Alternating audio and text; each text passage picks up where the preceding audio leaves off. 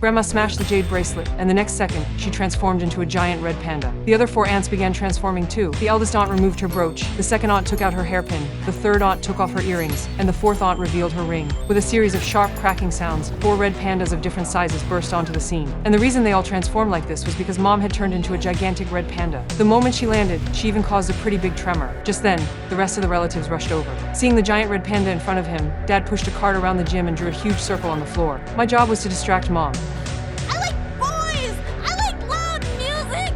I like gyrating!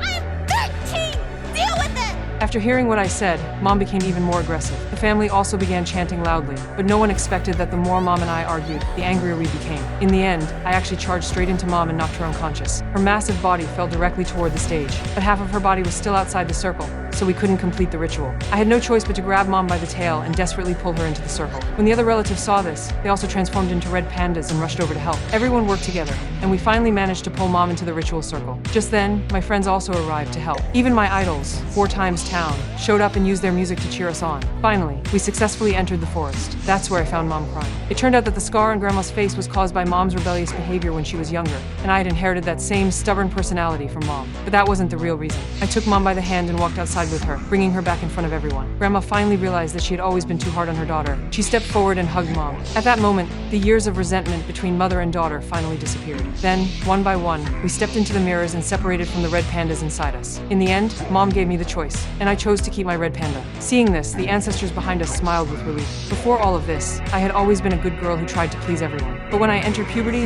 I became more rebellious and started developing ideas of my own. That's when the red panda inside me awakened too. It was like another version of me, allowing me to see who I truly was. In many parents' eyes, they want their children to always be obedient and well-behaved. But what children truly want is often something completely different.